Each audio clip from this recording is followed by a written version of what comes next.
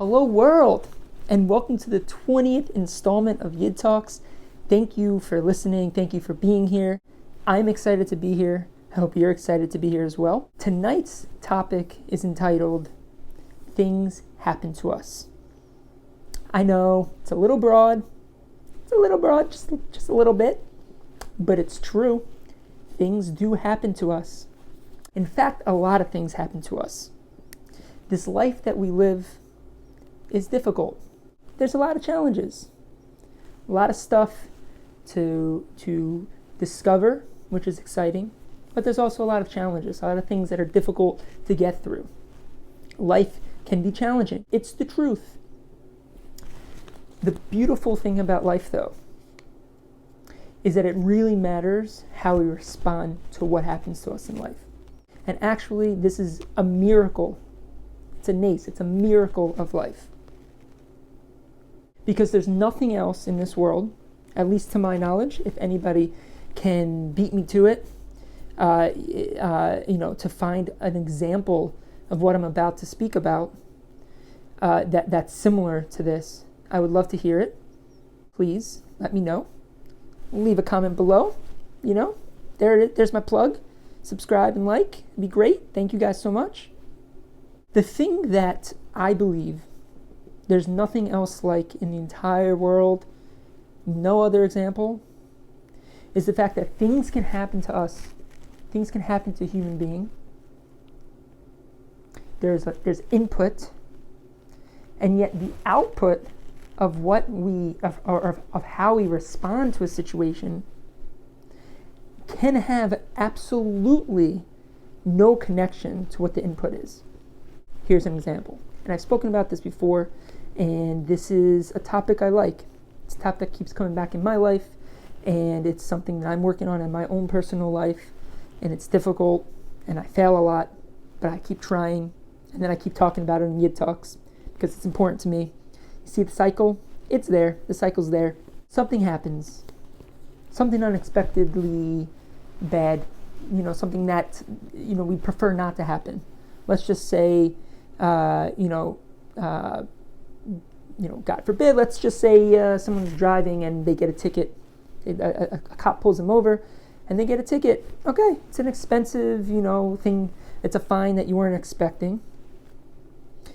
Now, that, most people would probably agree that is a negative event in a person's life. And of course, there's a lot of other different negative events that I can say, but I want to keep it sort of, not too, terrible, just because it's best not to speak out terrible things. No one wants a fine either, but it's not something, that is a really, really difficult, emotional thing to go through, but it could be, of course, say someone doesn't have money or something like that.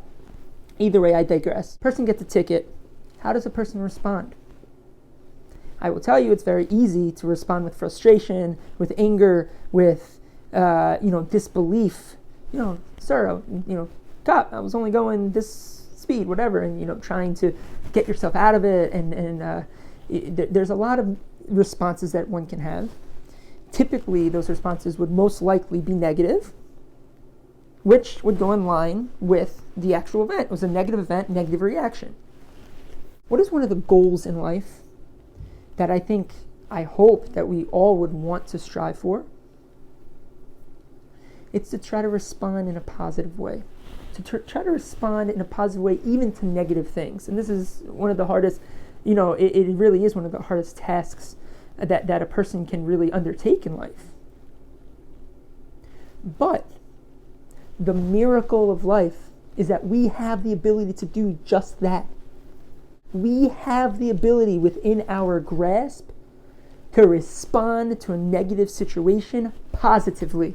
Now come on, tell me that's not amazing. Find me something in life that is like that. Say, for example, somebody eats junk food their whole life. Are they going to turn into someone who's buff and, has a bunch of muscles to show off?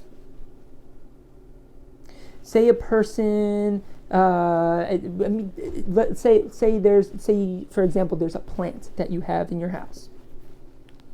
And instead of giving it water, you give it some soda. Is that plant going to grow? I don't think so. There are innumerable situations, examples. The fact of what you put in, you get out. That's the way life works. Not so with the way we respond to events in life. Gam ze l'toiva. It's all for the good. This is a principle in Judaism. I believe it was Rabbi Akiva, or maybe someone else, that would use this statement. I think it was Rabbi Akiva. There's a story in the Gemara with Rabbi Akiva going to a forest. There was no vacancies in the lodging of the area that he went to. He had to stay in the woods. And long story short, it turned out best for him that he was in the woods, because the whole town was slaughtered that night. And this was an example of Gamzu Latova, at least according to Rabbi Akiva. It's a great question of, I don't know what the Gamzu Latova would be for all the village people in that town, but that's maybe that might be a question for a rabbi. But we have the ability to respond to negative events in a positive way. In fact, it doesn't go without saying we can respond to positive events in a positive way. Hey, it's easy sometimes to not even see the good that comes at us as well. So I think that's a nice insight as well, I believe, that even good events, we can respond in a positive way, and that's important. And that's an important aspect of life. And it helps us enjoy life more. It helps those around us enjoy us more, which isn't to go without saying. But to think for a moment that God gave us this ability to sever the input and create a new output. It's really what life is all about. It's what life is all about. If we can respond to things in a positive manner, think about how rich our lives would be. Just like I say a lot here, this isn't something we can get overnight. It's not a natural process. So it takes time. In fact, it takes a lifetime. But at the very least, we can start now, and we can try our very best. What else can we do? We can try our best to recognize that there's a special gift that was given to us by Hashem, and that gift is severing the input with the output. And that creates the richness of life. There's nothing richer. And there's nothing natural in this world that works in quite the same way. This natural world around us is filled with cause and effect, at least the illusion of cause and effect. That can be another talk one time, because in reality, there is no cause and effect with the way that God runs this world. It's a topic that I believe the Ramchal speaks about. It just appears that there's cause and effect. And of course, God puts in natural laws in this world, for a purpose, for the world to have law and order and the like. But in the way that we respond to situations in life, there ain't no cause and effect. Or there doesn't have to be. Let's say it like that. There doesn't have to be. It's very easy to get stuck in that trap, to think that you must. And again, it's something personal I'm working on in my life.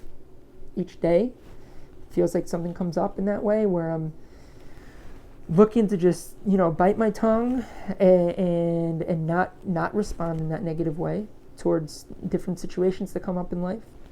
But that's what it's all about, baby. That's the work we do. That's the work we must strive to complete.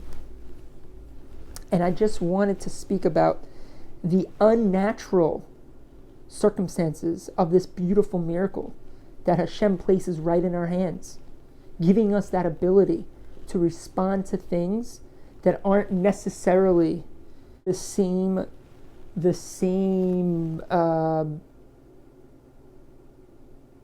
negativity that goes in. And like I mentioned, even positivity that goes in. Input and output, severed.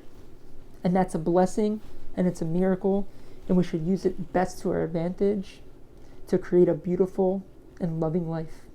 Thank you guys. Please like and subscribe. It would mean so much to me. Tell your friends. I don't know. They might have fun listening to this too. Thank you guys. Bye bye.